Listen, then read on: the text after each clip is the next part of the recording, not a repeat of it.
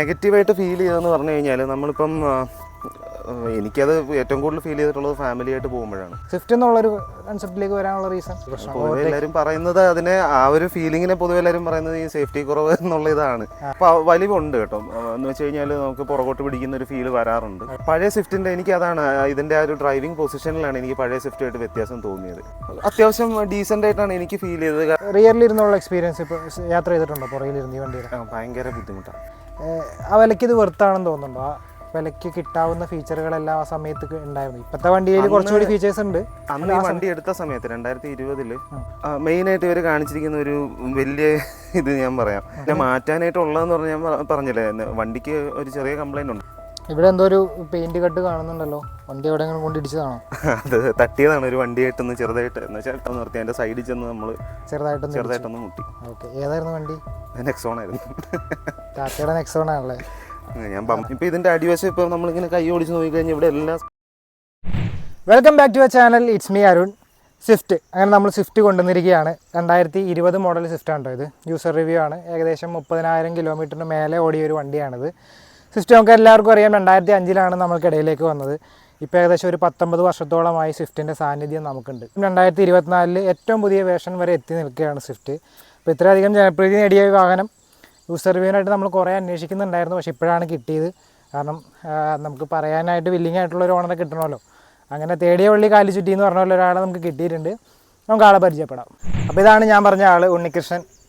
ഞാൻ തേടിയ വള്ളി കാലി ചുറ്റി എന്ന് പറയാനുള്ള റീസൺ എന്ന് പറഞ്ഞു കഴിഞ്ഞാൽ നമ്മളിതിന് തൊട്ട് മുമ്പ് ഇദ്ദേഹത്തിന് തന്നെ മറ്റൊരു വാഹനം മാരുതി സുസുക്കിയുടെ ബ്രസ നമ്മൾ വീഡിയോ ചെയ്തിരുന്നു. ആ സമയത്താണ് വേറൊരു വാഹനം ഉണ്ട്, സ്വിഫ്റ്റ് ഉണ്ടെന്ന് പറഞ്ഞത്. അപ്പോൾ നമ്മൾ വിചാരിച്ചു ഇനി സ്വിഫ്റ്റിൻ്റെ ഓണർ അന്വേഷിച്ച് നടക്കണ്ടല്ലോ, നമുക്ക് ഒരാളെ തന്നെ കിട്ടിയെന്ന്. അപ്പോൾ welcome back to our channel. സ്വിഫ്റ്റിൻ്റെ ഓണറാണ്. അന്ന് ബ്രസയുടെ വീഡിയോ ചെയ്തപ്പോൾ പറഞ്ഞിരുന്നു സ്വിഫ്റ്റ് ഉള്ളത് കൊണ്ടാണ്, സ്വിഫ്റ്റ് എടുത്തതിൻ്റെ ഒരു ധൈര്യത്തിലാണ് ബ്രസ SUV എന്ന കൺസെപ്റ്റ് വന്നത്. ബ്രസയിലേക്ക് എത്തിയിരുന്നു. സ്വിഫ്റ്റ് എടുക്കുന്ന സമയത്ത് അതിന് മുമ്പ് ഏതെങ്കിലും സുസുക്കിയുടെ ആയിട്ടുള്ള ഒരു ബന്ധം ഉണ്ടായിരുന്നു? എന്താണ് ഉണ്ടായിരുന്നു? അതാണ് സ്വിഫ്റ്റിലേക്ക് എത്താനുള്ള റീസൺ. ഏതായിരുന്നു വണ്ടി? ആൾട്ടോ ഉണ്ടായിരുന്നല്ലേ? ഓക്കെ. അപ്പോൾ അത് കൊടുത്തിട്ടാണ്, അത് എക്സ്ചേഞ്ച് ചെയ്തിട്ടാണ് ഈ സ്വിഫ്റ്റ് എടുത്തത്. സ്വിഫ്റ്റ് എന്നുള്ളൊരു കൺസെപ്റ്റിലേക്ക് വരാനുള്ള റീസൺ മെയിനായിട്ട് ഇതിൻ്റെ ഇത് തന്നെ, ഡിസൈൻ എനിക്ക് അന്ന് ഇഷ്ടപ്പെട്ടു. കാരണം ഫ്രണ്ട് ഇച്ചിരി താന്നും ബാക്ക് ഇച്ചിരി പൊങ്ങി. പിന്നെ നമ്മൾ പൊതുവേ കാണാറുള്ള ഇതിന് മുമ്പുണ്ടായിരുന്ന ഒരു മോഡൽ ഉണ്ടല്ലോ, അതിൽ നിന്ന് വ്യത്യസ്തമായിട്ടുള്ളൊരു ലുക്ക് തോന്നി.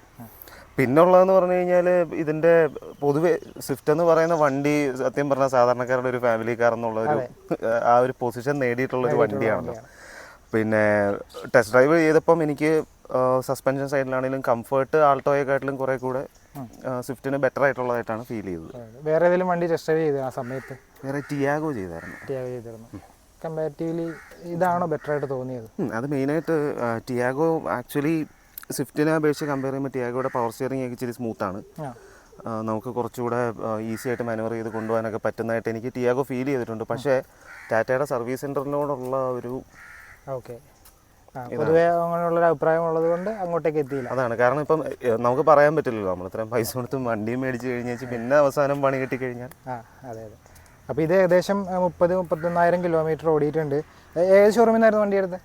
ഇതും സെയിം പോപ്പുലർ മൈത്ര എന്ന് പറഞ്ഞ ചേർത്തലയുള്ള സെയിം ഷോറൂമിൽ നിന്ന് തന്നെയായിരുന്നു എടുത്തത്. വണ്ടിക്ക് ഡിലേ അങ്ങനെ എന്തെങ്കിലും, വെയിറ്റിംഗ് പീരീഡ് അങ്ങനെ എന്തെങ്കിലും ഉണ്ടായിരുന്നോ? ഇല്ല, ഡിലേ ശരിക്കും ഞാൻ ഇതിൻ്റെ റെഡാണ് ഞാൻ നോക്കിയത്. അപ്പം റെഡിന് 1 മാസത്തോളം ഡിലേ വരുമെന്ന് പറഞ്ഞാൽ എനിക്ക് അന്ന് ക്ഷമക്കുറവ് കൂടുതലായിരുന്നു. അപ്പം അത് കാരണം വൈറ്റിലോട്ട് ഞങ്ങൾ ഷിഫ്റ്റ് ചെയ്യുകയോ ചെയ്തത്. അപ്പോൾ പെട്ടെന്ന് തന്നെ കിട്ടി. അതെ. ഇത് ഏതാ വേരിയൻറ്റ്? ഇത് VXi ടോപ്പ് എൻഡിൻ്റെ. അതായത് ശരിക്കും ഈ വണ്ടി ഇറങ്ങുന്ന സമയത്ത് സ്വിഫ്റ്റിന് LXi, VXi, ZXi plus. ZXi plus ആണ് ഏറ്റവും ടോപ്പ് എൻഡ് വരുന്നത്. ഇത് ടോപ്പിൽ നിന്ന് ഏറ്റവും തേർഡ് വേരിയൻറ്റ്. ഓട്ടോമാറ്റിക് മാനുവൽ വണ്ടിയല്ലേ? മാനുവൽ വണ്ടിയാണ്. 5 സ്പീഡ്. 5 സ്പീഡ് മാനുവൽ വണ്ടിയാണ്. എത്രയായിരുന്നു ഓൺ റോഡ് പ്രൈസ് വന്നത്? ഓൺ റോഡ് അന്ന് 7.45 അങ്ങനെ എന്തോ ആണ് എൻ്റെ ഓർമ്മ. കൃത്യമായിട്ട് കറക്റ്റ് എമൗണ്ട് ഓർമ്മയില്ല. 4-5 വർഷമായല്ലോ. അതെ. അപ്പോൾ 7.5 അല്ലേ? 7.5 അങ്ങനെ തന്നെ. ഓക്കെ. സ്വിഫ്റ്റ് ഇപ്പോൾ ഇഷ്ടപ്പെട്ടെടുത്ത വാഹനമാണ്. ഏറ്റവും ഇഷ്ടപ്പെട്ട ഒരു കാര്യം എന്തായിരിക്കും വണ്ടി എടുത്തതിന് ശേഷം മനസ്സിലായ ഒരു കാര്യം? മാനുവറബിലിറ്റി. സ്റ്റിയറിംഗ് ഇത്തിരി ടൈറ്റ് ആണെങ്കിലും നമുക്ക് ഇതിൻ്റെ സീറ്റിംഗ് പൊസിഷൻ, ഡ്രൈവിംഗ് പൊസിഷൻ ഇതെല്ലാം വെച്ചിട്ട് ഒരു കംഫർട്ട് ഫീൽ ചെയ്തിട്ടുണ്ട്. ഇൻറ്റീരിയർ സ്പേസിൻ്റെ പിന്നെ ഏറ്റവും കൂടുതൽ ഇഷ്ടപ്പെട്ടതെന്ന് പറഞ്ഞാൽ ഇക്കണോമി, ഫ്യൂവൽ എക്കണോമി. നമുക്ക് മൈലേജ് നല്ല രീതിയിൽ കിട്ടുന്നുണ്ട്. ഒരു കമ്പനി ക്ലെയിം ചെയ്യുന്നത് മാനുവലിന് 21.5 എന്തോ ആണ്. നമുക്കൊരു 19-20 എന്തായാലും കിട്ടുന്നുണ്ടല്ലേ. സിറ്റി ഡ്രൈവിലൊക്കെ ആണെങ്കിലോ ഈ ബമ്പർ ടു ബമ്പർ ട്രാഫിക്കിലൊക്കെ? ബമ്പർ ടു ബമ്പർ ട്രാഫിക്കിലും വലിയ പ്രശ്നം എനിക്ക് തോന്നിയിട്ടില്ല. എന്നാലും ഏകദേശം ഒരു കണക്ക് പറയുകയാണെങ്കിൽ ഒരു 16-17 ആ ഒരു റേഞ്ചിൽ കുറയും, എന്തായാലും കുറയും ബമ്പർ ടു ബമ്പർ ട്രാഫിക്ക് വരുമ്പം. പക്ഷേ ഒരു 16-17 എന്താണെങ്കിലും നമുക്ക് സുഖമായിട്ട് കിട്ടും. ഓക്കെ. വണ്ടി എടുത്തതിന് ശേഷം ഇപ്പം എന്തൊക്കെ എക്സ്ട്രാ ചെയ്ത് ഇതിനകത്ത് ശരിക്കും ഈ വണ്ടിയുടെ കൂടെ നമുക്ക് അലോയ് വീൽ വരുന്നില്ല, സ്റ്റീൽ റിമ്മാണ് വരുന്നത്. അപ്പോൾ അത് ഞാൻ മാറ്റി സുസുക്കിയുടെ തന്നെ അവരുടെ ആക്സസറീസിൽ സുസുക്കിയുടെ കമ്പനിയിൽ നിന്ന് തന്നെ ചെയ്യിപ്പിച്ചതാണ്.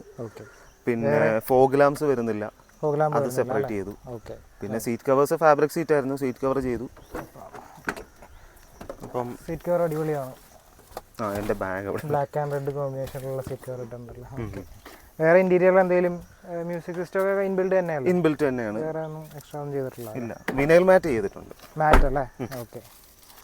ഇപ്പോൾ വണ്ടി 1.2 ലിറ്ററിന്റെ 4 സിലിണ്ടർ എഞ്ചിനാണ് വരുന്നത്. അതെ, അത്യാവശ്യം പവർ ഉണ്ട് അല്ലേ? അത്യാവശ്യം നല്ല പവർ ഉണ്ട്. നല്ല പവർ ഉണ്ട്. എന്ന് വെച്ച് കഴിഞ്ഞാൽ നമുക്ക് നല്ല രീതിക്ക് ഒന്ന് ഡ്രിഫ്റ്റ് ചെയ്യാനൊക്കെ പറ്റും. ഇത് ഡ്രിഫ്റ്റ് ചെയ്തിട്ടുണ്ടോ? ചെയ്തിട്ടുണ്ട്, 2-3 പ്രാവശ്യം ഞാൻ ചെയ്തിട്ടുണ്ട്. അതിൻ്റെതായിട്ടുള്ള പണിയും കിട്ടിയിട്ടുണ്ട്, അത് വേറെ കാര്യം. മഡിലിട്ട്? മഡല്ല, ഒരു തരം ഗ്രാവൽ പോലത്തെ ഒരു ഗ്രൗണ്ട് ആയിരുന്നു, അവിടെ ഇട്ട് ഒരു 2-3 പ്രാവശ്യം വണ്ടി ചെയ്തു. വണ്ടി കറക്കി എടുക്കുമായിരുന്നു. കറക്കാനുള്ള ഒരു കോൺഫിഡൻസ് കിട്ടും ഇതിലിരിക്കുമ്പോൾ അല്ലേ?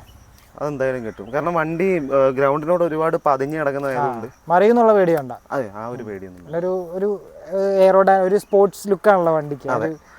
പിന്നുള്ളതെന്ന് വെച്ച് കഴിഞ്ഞാൽ ഇപ്പം റിയർ വീൽ ഡ്രൈവ് അല്ല, ഫ്രണ്ട് വീൽ ഡ്രൈവ് ആയതുകൊണ്ട് നമുക്ക് എപ്പോഴും റിവേഴ്സ് ഡ്രിഫ്റ്റിംഗ് ചെയ്യാൻ പറ്റുള്ളൂ കംഫർട്ടബിൾ ആയിട്ട്. പിന്നെ മറ്റേ രീതിയിലും ചെയ്യുന്നവരെ എനിക്കറിയാം, പക്ഷെ നമുക്കത് അറിയത്തില്ല ചെയ്യാൻ. ഡ്രിഫ്റ്റ് ചെയ്തിട്ട് എന്തെങ്കിലും ആഫ്റ്റർ എഫക്റ്റ് ഉണ്ടായിരുന്നോ വണ്ടിക്ക്? വണ്ടിയുടെ ഫ്രണ്ട് വീലിന്റെ അലൈൻമെന്റ് തെറ്റി, അത് അറിയാണ്ട് കുറെ നാൾ ഓടിച്ച് അവസാനം ഒരു ടയർ മാത്രമായിട്ട് മാറ്റേണ്ടി വന്നു, വെട്ടി കഴിഞ്ഞിട്ട്. വണ്ടിയിൽ എന്തെങ്കിലും നെഗറ്റീവായിട്ട് ഫീൽ ചെയ്തിരുന്നു? ഇപ്പൊ ഇത്രയും കിലോമീറ്റർ ഓടിയല്ലോ. നെഗറ്റീവായിട്ട് ഫീൽ ചെയ്തതെന്ന് പറഞ്ഞു കഴിഞ്ഞാൽ നമ്മളിപ്പം എനിക്കത് ഏറ്റവും കൂടുതൽ ഫീൽ ചെയ്തിട്ടുള്ളത് ഫാമിലിയായിട്ട് പോകുമ്പോഴാണ്. എവിടെയെങ്കിലുമൊക്കെ ഒരു ലോങ് ഡിസ്റ്റൻസ് നമ്മൾ പോകുമ്പോൾ നമുക്ക് ഓവർടേക്ക് ചെയ്യേണ്ട ആവശ്യം വന്നു, ചിലപ്പോൾ ചില റിസ്കി ഓവർടേക്കിങ്സും ഒക്കെ നമുക്ക് ചെയ്യേണ്ടി വരും.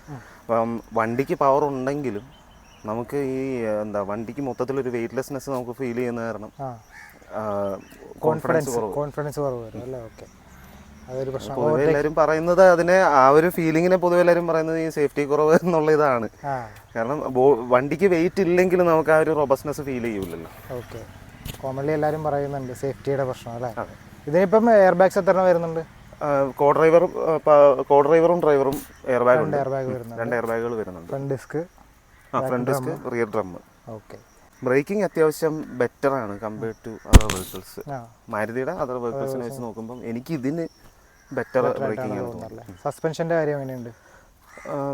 കുറച്ച് സ്മൂത്തർ സസ്പെൻഷൻ ആണ്, അത്യാവശ്യം കംഫർട്ടബിൾ ആണ്. ഓൾട്ടോനെ വെച്ച് കമ്പയർ ചെയ്യുമ്പോൾ ബെറ്റർ ആണ്. പഴയ സ്വിഫ്റ്റ് ഓടിച്ചിട്ടുണ്ടോ?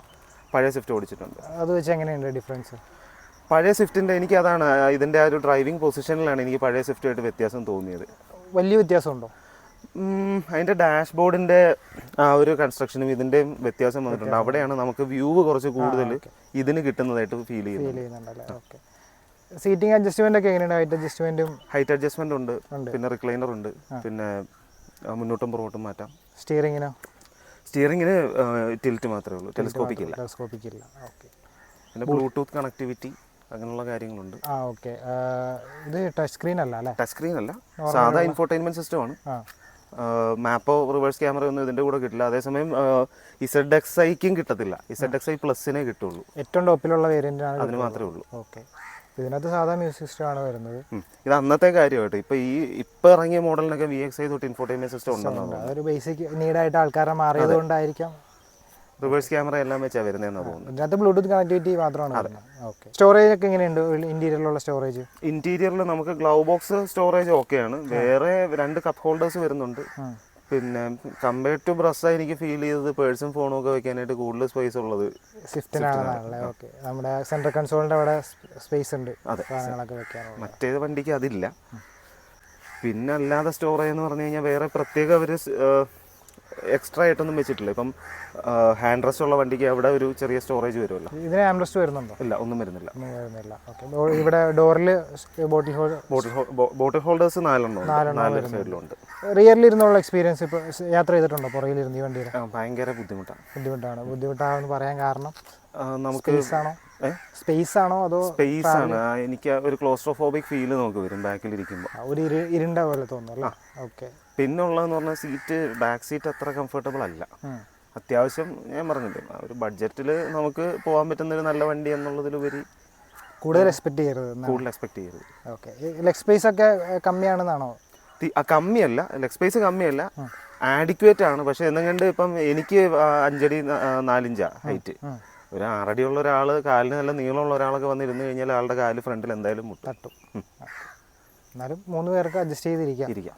ഒരു 100 കിലോമീറ്റർ ഒക്കെ നമുക്ക് ഒറ്റയിരുപ്പിന് പോകുന്നതിന് അഡ്ജസ്റ്റ് ചെയ്തിരുന്ന് പോവുകയാണെങ്കിൽ കുഴപ്പമില്ലാന്നേ പറയാൻ പറ്റുള്ളൂ. അല്ലെങ്കിൽ ഇടയ്ക്കിടയ്ക്ക് നിർത്തി റെസ്റ്റ് എടുത്ത് പോകേണ്ടി വരും. ഇപ്പോൾ ഏറ്റവും പുതിയ 2024 മോഡൽ സ്വിഫ്റ്റ് കണ്ടിരുന്നല്ലോ. ഞാൻ യൂട്യൂബ് റിവ്യൂസാണ് ഞാൻ കണ്ടത്. എങ്ങനെ തോന്നി പുതിയ വണ്ടി വന്നപ്പോൾ? സത്യം പറഞ്ഞാൽ എനിക്ക് ഇതിൻ്റെ മെയിനായിട്ടുള്ളതെന്ന് പറഞ്ഞാൽ എൻജിൻ അവർ 3 സിലിണ്ടർ ആക്കി കളഞ്ഞു. അത് വലിയൊരു ചെയ്ത്തായി പോയി. കാരണം അതിനനുസരിച്ചുള്ള പവറും അതിനെ കുറച്ചിട്ടുണ്ട് അവർ. കാരണം മാരുതി ഇപ്പം എനിക്കറിയില്ല എന്തുകൊണ്ടാണെന്ന്, മൈലേജ് ഓറിയൻറ്റഡ് ആയിട്ട് അങ്ങ് ചിന്തിച്ച് പോവുക. ഇപ്പം ബ്രസയാണെങ്കിലും പഴയ ബ്രസയെക്കാട്ടിലും പവർ കുറവാണ് നമ്മുടെ ബ്രസയ്ക്ക്. ഈ വണ്ടിയാണെങ്കിലും ഇപ്പോൾ പുതിയ വണ്ടി, ഞാനിപ്പം 2024 കാര്യം പറയുവാണെങ്കിൽ അതിനും പവർ കുറവാണ് ഇതിനെക്കാട്ടിലും. പിന്നുള്ളതെന്ന് പറഞ്ഞാൽ എനിക്ക് ഡിസൈൻ മെയിനായിട്ട് അത്ര ഇതായിട്ട് തോന്നിയില്ല. എനിക്ക് കസ്റ്റമൈസബിൾ ആണ്, അത് ഈ വണ്ടിയാണെങ്കിലും കസ്റ്റമൈസബിൾ ആണ്. പക്ഷേ കുറച്ചുകൂടെ ബെറ്റർ ആക്കാമായിരുന്നു ഡിസൈൻ. അങ്ങനെയാണ് തോന്നിയത്. അത് മാത്രം അഭിപ്രായമില്ല, വേറെ ഒരുപാട് സ്വിഫ്റ്റ് കസ്റ്റമേഴ്സ് പറയുന്നുണ്ടല്ലേ. അപ്പോൾ ഇതുമായിട്ട് ലോങ് പോയത് എവിടെയായിരുന്നു? ലോങ് നമ്മൾ മൂന്നാറൊക്കെ പോയിട്ടുണ്ട്, പിന്നെ ട്രിവാൻഡ്രം പോയിട്ടുണ്ട്. ശരി. ഫുൾ ലോഡായിട്ടാണോ പോയത്? മൂന്നാർ പോയത് ഫുൾ ലോഡായിട്ടാണ്. അപ്പം എല്ലാവരുമായിട്ട് പോകുമ്പോൾ ഈ പറഞ്ഞ പോലെ പവറിൻ്റെ വലിയ കയറ്റം കയറുമ്പോൾ മാനുവൽ ആയതുകൊണ്ട് വലിവുണ്ട് കേട്ടോ. എന്ന് വെച്ച് കഴിഞ്ഞാൽ നമുക്ക് പുറകോട്ട് പിടിക്കുന്ന ഒരു ഫീല് വരാറുണ്ട്. പക്ഷേ എന്നാലും മാനുവൽ ആയതുകൊണ്ട് നമുക്ക് നമ്മുടെ ഇഷ്ടത്തിന് ഡൗൺ ചെയ്ത് അങ്ങനത്തെ ഒരു മടി കാണിക്കത്തില്ല. ഇപ്പം ഫസ്റ്റിലിട്ടിട്ടാണെങ്കിലും നമ്മളൊന്ന് കാല് കൊടുത്തു കഴിഞ്ഞാൽ പിന്നെ നമ്മൾ ഗിയർ കയറ്റി പോയാൽ മതി, കുഴപ്പമില്ല. ഇതാ സീറോയിൽ നിന്ന് എടുത്തുകൊണ്ട് പോകുമ്പോഴാണ് ബുദ്ധിമുട്ട് നമ്മൾ ഫീൽ ചെയ്യുന്നത്, ഇല്ലെങ്കിൽ അങ്ങനെ ഫീൽ ചെയ്യത്തില്ല. ഓക്കെ. ഇതിന് ഇച്ചിരി ഗ്രൗണ്ട് ക്ലിയറൻസ് കുറവാണെന്ന് പൊതുവേ അഭിപ്രായം പറയുന്നുണ്ട്. എങ്ങനെയുണ്ട്, അത് ഫീൽ ചെയ്യുന്നുണ്ടോ? ഫീൽ ചെയ്യുന്നുണ്ട്, നല്ല രീതിയിൽ അടി തട്ടുന്നുണ്ട്. ഇപ്പം ഇതിൻ്റെ അടിവശം ഇപ്പം നമ്മളിങ്ങനെ കൈ ഓടിച്ച് നോക്കിക്കഴിഞ്ഞാൽ ഇവിടെ എല്ലാം സ്ക്രാച്ചാണ്, തട്ടിയിരിക്കുകയാണ്. ഓക്കെ. ഫോഗ് ലാമ്പ് എക്സ്ട്രാ ചെയ്തതാണല്ലേ? ഫോഗ് ലാമ്പ് എക്സ്ട്രാ ചെയ്തതാ. ഇത് സാധാ ഹാലോജൻ ലൈറ്റ് ആണ് വരുന്നത്. ഇതിന്റെ ടോപ്പ് എൻഡിലാണ് പ്രൊജക്ടർ ലാമ്പ് വരുന്നത്. ZXi പ്ലസിൽ പ്രൊജക്ടർ ലാമ്പ് DRL ഒക്കെ വരുന്നുണ്ട്. ഓക്കെ. അപ്പോൾ ഫോഗി ആയിട്ടുള്ള സ്ഥലത്ത് പോകുമ്പോൾ വിസിബിലിറ്റി എങ്ങനെയുണ്ട്? അത്യാവശ്യം ഡീസൻ്റ് ആയിട്ടാണ് എനിക്ക് ഫീൽ ചെയ്തത്. കാരണം ഞാൻ ഒരു പ്രാവശ്യം ഇതേപോലെ ഹൈ റേഞ്ച് ചെയ്യാൻ പോയപ്പോൾ നല്ല ഫോഗ് ഉണ്ടായിരുന്നു. ഫ്രണ്ടിലുള്ള വണ്ടി ഒരു ഇച്ചിരി അടുത്തല്ലെങ്കിൽ നമുക്ക് കാണാൻ പറ്റത്തില്ല, ഒരു 10 മീറ്റർ അടുത്തെങ്കിലും ആണെങ്കിൽ നമുക്ക് കാണാൻ പറ്റുള്ളൂ, ആ രീതിയിലുള്ള ഫോഗ്. അപ്പോൾ അന്ന് പോയപ്പോഴൊക്കെ എനിക്ക് കംഫർട്ടബിൾ ആയിട്ട് തോന്നി. എന്ന് വെച്ചാൽ അങ്ങനെ പറയാൻ പറ്റൂലല്ലോ, ഫോഗ് എന്ന് പറഞ്ഞു കഴിഞ്ഞാൽ. അത്യാവശ്യം കാണാൻ പറ്റുന്നുണ്ടോ എന്നുള്ള മാത്രമേ നമുക്ക് നോക്കാൻ പറ്റുള്ളൂ. അപ്പോൾ എന്നെ ഫോളോ ചെയ്ത് എൻ്റെ വേറെ റിലേറ്റീവ്സിൻ്റെ വണ്ടി പുറകിലുണ്ടായിരുന്നു, ഒരു ഡിസയർ ഉണ്ടായിരുന്നു. അപ്പം അവർക്കാണെങ്കിലും എന്നെ ഫോളോ ചെയ്ത് വരാനും പറ്റി. ഞാനായിരുന്നു അവർക്ക് വഴികാട്ടിയായിട്ട് പോയത്. ഓക്കെ. അപ്പോൾ ഇതിന് ഇപ്പം 7.5 ലാക്കാണ് പ്രൈസ് അന്ന് വന്നിരുന്നത്. ആ വിലയ്ക്ക് ഇത് വെർത്താണെന്ന് തോന്നുന്നുണ്ടോ? ആ വിലയ്ക്ക് കിട്ടാവുന്ന ഫീച്ചറുകളെല്ലാം ആ സമയത്ത് ഉണ്ടായിരുന്നു. ഇപ്പോഴത്തെ വണ്ടിയിൽ കുറച്ചുകൂടി ഫീച്ചേഴ്സ് ഉണ്ട്. അന്ന് ഈ വണ്ടി എടുത്ത സമയത്ത് 2020 വണ്ടി എടുത്ത സമയത്ത് വെർത്താണെന്നുള്ളൊരു ഫീലായിരുന്നു. പക്ഷെ പിന്നീട് ഇതിനകത്ത് ചെയ്യാമായിരുന്നു എന്ന് തോന്നിയിട്ടുള്ള ഒരുപാട് കാര്യങ്ങൾ ഒബ്വിയസ്ലി വരുമല്ലോ. അതെല്ലാം വെച്ച് നോക്കുമ്പോൾ ആ പ്രൈസ് റേഞ്ചിൽ അവർക്ക് ചെയ്തു തരാൻ പറ്റുന്നതേ ഉള്ളൂ. ഏതെങ്കിലും വണ്ടിയായിട്ട് കമ്പയർ ചെയ്തപ്പോഴാണോ അങ്ങനെ തോന്നിയത് അതോ? അതെ, അങ്ങനെ തന്നെയാണ്. മറ്റ് വണ്ടികളെന്ന് പറഞ്ഞു കഴിഞ്ഞാൽ ഇപ്പം നമ്മുടെ ടിയാഗോ ആണെങ്കിലും പിന്നെ i20 ഒക്കെ ഒരു സമയത്ത് ഇറങ്ങിയിരുന്നത് സ്വിഫ്റ്റിന്റെ സെയിം റേഞ്ചിൽ അവർ ഇറക്കിയിരുന്നതാണ്. ഇപ്പോൾ ഇതെല്ലാം പോട്ടെ, i10 നിയോസ് എന്ന് പറഞ്ഞൊരു മോഡൽ ഇറങ്ങിയിട്ടുണ്ട്. അതിനകത്ത് അവർ കൊണ്ടുവന്നിരിക്കുന്ന ഫീച്ചേഴ്സും എല്ലാം വെച്ച് നോക്കുമ്പോൾ അത് ഏകദേശം ഈ പ്രൈസ് റേഞ്ച് ആയിരുന്നു തോന്നുന്നു. കറക്റ്റ് എനിക്ക് ഓർമ്മയില്ല. അപ്പോൾ അതെല്ലാം വെച്ച് നോക്കുമ്പം നമുക്ക് എന്തൊക്കെ ഫീച്ചറാണെന്ന് പറയാൻ പറ്റും. മെയിനായിട്ട് ഇവർ കാണിച്ചിരിക്കുന്ന ഒരു വലിയ ഇത് ഞാൻ പറയാം. ഇതിന് 1 ടച്ച് ഡൗൺ ഉണ്ട് ഡ്രൈവർ സൈഡിൽ, പവർ വിൻഡോ. പക്ഷേ 1 ടച്ച് അപ്പ് എന്തുകൊണ്ട് കൊടുത്തിട്ടില്ല എന്നുള്ളത് മനസ്സിലാവുന്നില്ല. അത് ചെയ്യാവുന്നതല്ലേ ഉള്ളൂ, അതൊന്നും വലിയ കുഴപ്പമുള്ള കാര്യങ്ങളല്ലല്ലോ. പിന്നെ ഉള്ളതെന്ന് പറഞ്ഞാൽ ഇൻഫോർടൈൻമെൻറ്റ് സിസ്റ്റം ഇപ്പോൾ ആൻഡ്രോയിഡ് ഓട്ടോ, ആപ്പിൾ കാർപ്ലേ അതൊന്നും വേണമെന്ന് നിർബന്ധം പിടിക്കുന്നില്ല. അത് ടോപ്പ് എൻഡിൽ അവർ കൊണ്ടുവന്നിട്ടുണ്ട്. വയർലെസ് അല്ല, വയേർഡാണ് ടോപ്പ് എൻഡിൽ. പക്ഷേ അല്ലാതെയുള്ള നോർമൽ ഒരു ഇൻഫോർടൈൻമെൻറ്റ് സിസ്റ്റം സ്ക്രീൻ കൊടുക്കാവുന്നതാണല്ലോ. അപ്പം അതവർ ചെയ്തിട്ടില്ല. 2020 ഇറങ്ങിയ ഈ റേഞ്ച് വരുന്ന മറ്റു വണ്ടികൾ ഉണ്ടെന്ന് തോന്നുന്നല്ലേ? ഫ്രീ സ്റ്റൈലിനൊക്കെ ഫോർഡ് ഫ്രീ സ്റ്റൈൽ ഉണ്ടായിരുന്നു. അതിനൊക്കെ ഇൻഫോർടൈൻമെന്റ് സിസ്റ്റം ഉണ്ട്. പക്ഷെ അതൊന്നും ആൻഡ്രോയിഡ് ഓട്ടോയോ ആപ്പിൾ കാർപ്ലേയോ ഒന്നും അല്ല അതിനകത്ത് വരുന്നത്. അപ്പോൾ അതൊക്കെ ചെയ്യാൻ പറ്റുന്നുണ്ടായിരുന്നുള്ളൂ. അതും ഫ്രീ സ്റ്റൈലിന് അന്ന് ഇതിന്റെ സെയിം പ്രൈസ് റേഞ്ച് എന്തോ ഉള്ളൂ. അപ്പോൾ ഇനി നമുക്ക് അറിയേണ്ടത് ഇതിന്റെ സർവീസിന്റെ ഡീറ്റെയിൽസ് ആണ്. ഇപ്പോൾ ഇത്രയും കിലോമീറ്റർ ഓടി ഫ്രീ സർവീസും എല്ലാം കഴിഞ്ഞ് ഇപ്പോൾ എത്ര സർവീസ്? 5-6 സർവീസ് കഴിഞ്ഞ്. കഴിഞ്ഞ സർവീസ് 40,000 ചെയ്തത്. വണ്ടി അത്ര ഓടിയിട്ടില്ല, പക്ഷേ ഇയർ വെച്ചിട്ടാണ്. ഓക്കെ. അപ്പോൾ എങ്ങനെയുണ്ട് സർവീസ് കോസ്റ്റ്? അത് ഈ കഴിഞ്ഞ പ്രാവശ്യം ചെയ്തത് മേജർ സർവീസ് ആയിരുന്നു. അതിന് ഏകദേശം 5,000 സംതിങ് വന്നിട്ടുണ്ട്. 6,000 താഴെയായിരുന്നു. എന്തൊക്കെയായിരുന്നു അതിനകത്ത് മാറ്റിയെന്നുള്ളത്? എല്ലാം ഫിൽറ്റേഴ്സും ഓയിൽസും എല്ലാം മാറിയിട്ടുണ്ട്. എയർ കണ്ടീഷണറിന്റെ അതെ ഇത് എല്ലാം മാറിയിട്ടുണ്ട്. ബ്രേക്കിങ്ങിന്റെ ബ്രേക്ക് ഷൂ എല്ലാം മാറ്റി. ബ്രേക്ക് പാഡ് എല്ലാം മാറി. പിന്നെ മാറ്റാനായിട്ടുള്ളതെന്ന് പറഞ്ഞാൽ പറഞ്ഞില്ലേ, വണ്ടിക്ക് ഒരു ചെറിയ കംപ്ലൈന്റ് ഉണ്ട്. ക്ലച്ച് മാറാറായിട്ട് ഇരിക്കുവാണ്. ശരിക്കും ഈ ടൈമിൽ മാറേണ്ടതല്ല ക്ലച്ച്. പിന്നെ ഫാദറും കൂടെ യൂസ് ചെയ്യുന്നതിന്റെ ഇതായിരിക്കും. ക്ലച്ചിൽ കാല് വെച്ചാ ഓടിക്കുന്നത്. അപ്പൊ അതിന്റെ ഒരു ചെറിയ പ്രശ്നമുണ്ട്. അത് മാറാറായിട്ടുണ്ട്. അല്ലാതെ ഇപ്പം നോർമലി പീരിയോഡിക് സർവീസിൽ ഈ പറഞ്ഞ 5,000 താഴെയല്ലേ വരാറ്? എങ്ങനെ വന്നാലും ഒരു മാക്സിമം 3,000 ഒക്കെ വരുള്ളൂ. 3,000 താഴെ നിൽക്കുള്ളൂ. പറയുന്നത് അങ്ങനെ തന്നെയാണ്. വേറെ എന്തെങ്കിലും അങ്ങനെ കംപ്ലൈന്റ് വന്നിട്ട് പറഞ്ഞ പോലെ പെയിന്റ് പോവുകയോ അങ്ങനെ എന്തെങ്കിലും പ്രശ്നം വന്നിട്ട് മാറ്റാൻ പോയപ്പോൾ എങ്ങനെയെങ്കിലും അതിന്റെ ഒരു പ്രൈസ് റേഞ്ച് എന്തെങ്കിലും ആൾക്കാർക്ക് അറിയാൻ വേണ്ടിയിട്ട്? അത് ബമ്പർ ടു ബമ്പർ ആയതുകൊണ്ട് ഇൻഷുറൻസ് ക്ലെയിം ചെയ്യുമായിരുന്നു. അതാണ്. വേറെ പ്രശ്നങ്ങളൊന്നും ഉണ്ടായിട്ടില്ല അല്ലേ? ഇല്ല. ഇവിടെ എന്തോ ഒരു പെയിന്റ് കട്ട് കാണുന്നുണ്ടല്ലോ. വണ്ടി എവിടെയെങ്കിലും കൊണ്ടിടിച്ചതാണോ? അത് തട്ടിയതാണ്. ഒരു വണ്ടിയായിട്ടൊന്ന് ചെറുതായിട്ട്, എന്ന് വെച്ചാൽ തട്ടിയെന്നും പറയാൻ പറ്റൂല. നമ്മുടെ ലുലു മാളിൽ പോയ വഴിക്കൊന്ന് യൂ ടേൺ എടുത്തതാണ്. അപ്പോൾ ഒരു വണ്ടി സൈഡിൽ കൊണ്ടുവന്ന് നിർത്തി അതിന്റെ സൈഡിൽ ചെന്ന് നമ്മൾ ചെറുതായിട്ടൊന്ന് മുട്ടി. ഏതായിരുന്നു വണ്ടി? നെക്സോൺ ആയിരുന്നു. ടാറ്റയുടെ നെക്സോൺ ആണല്ലേ? ഞാൻ ബമ്പർ പോയെന്നാ വിചാരിച്ചു.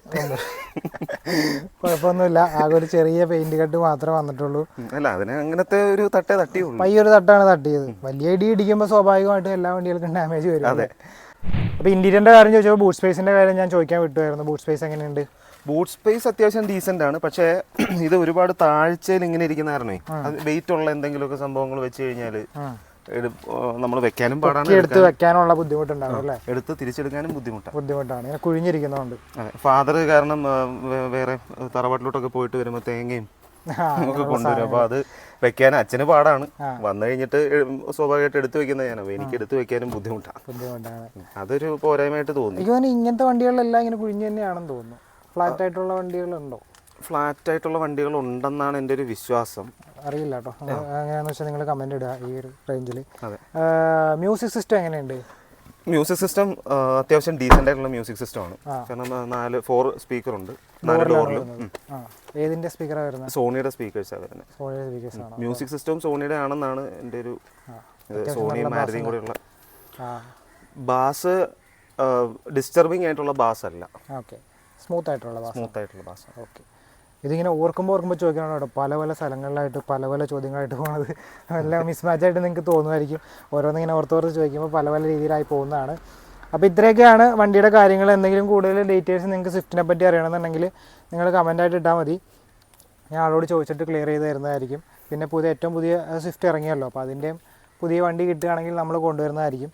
നമ്മൾ ഈ യൂസർ റിവ്യൂസ് ഇടാൻ നേരത്ത് കമൻറ്റ് ബോക്സ് നോക്കുകയാണെങ്കിൽ കാണാൻ പറ്റും പല ബ്രാൻഡിൻ്റെ ആൾക്കാർ, ഇപ്പോൾ സുസുക്കിയുടെ ആൾക്കാർ, ടാറ്റയുടെ ആൾക്കാർ അങ്ങോട്ടും ഇങ്ങോട്ടും ആർഗ്യുമെൻറ്റ് ചെയ്യുന്നത്, അവരുടെ എക്സ്പീരിയൻസ് ഷെയർ ചെയ്യുന്നത്, പിന്നെ അടിപൊളി ജേക്കബൊക്കെ നമ്മൾ കാണാറുണ്ട് പലപ്പോഴും. അപ്പോൾ നമുക്ക് മനസ്സിലാവുന്ന കാര്യം എന്ന് വെച്ച് കഴിഞ്ഞാൽ ആളുകൾ എത്രത്തോളം ഡീപ്പായിട്ട് വണ്ടിയെപ്പറ്റി അന്വേഷിക്കുന്നുണ്ട്, ഒരു വണ്ടി എടുക്കാനാണെങ്കിലും എടുത്തവരാണെങ്കിലും അന്വേഷിക്കുന്നുണ്ട് എന്ന് മനസ്സിലാക്കുന്നതുകൊണ്ടാണ് നമ്മൾ ഇതുപോലെയുള്ള യൂസർ റിവ്യൂസ് നിങ്ങളിലേക്ക് എത്തിക്കുന്നത്. അപ്പോൾ നിങ്ങൾക്ക് ഉപകാരപ്പെടുമല്ലോ. അപ്പോൾ അല്ലാതെ നമ്മളൊരു ബ്രാൻഡ് നല്ലതാണെന്നോ മറ്റൊരു ബ്രാൻഡ് ചീത്തയാണെന്നോ വരുത്തി തീർക്കാൻ വേണ്ടിയിട്ടല്ല. നമ്മൾ ജെന്യൂനായിട്ടുള്ള ഒരു റാൻഡമായിട്ടുള്ളൊരു കസ്റ്റമറെ കൊണ്ടുവന്ന് നിങ്ങളിലേക്ക് വീഡിയോ എത്തിക്കുന്നത് ജെന്യൂനായിട്ടുള്ള കാര്യങ്ങൾ നിങ്ങളിലേക്ക് അറിയിക്കാൻ വേണ്ടി തന്നെയാണ്. എൻഡ് ഓഫ് ദി ഡേ നമ്മൾ പറഞ്ഞു വയ്ക്കുന്നത് ഈ വണ്ടിയാണ്, ആ വണ്ടിയാണ്. എല്ലാ വണ്ടിക്കും അതിൻ്റേതായ ക്വാളിറ്റി ഉണ്ടെന്നുള്ളത് തന്നെയാണ്. അപ്പോൾ നമുക്ക് വീഡിയോ അതിൻ്റെ ചെയ്താലോ. അപ്പോൾ വീണ്ടും വന്ന് മറ്റൊരു വണ്ടിയുടെ ഡീറ്റെയിൽസ് പറഞ്ഞു തന്ന ഉണ്ണികൃഷ്ണന് താങ്ക് യു സോ മച്ച്. മറ്റൊരു വാഹന സംബന്ധമായിട്ടുള്ള വീഡിയോ ആയിട്ട് കാണുന്നവരെ ബൈ.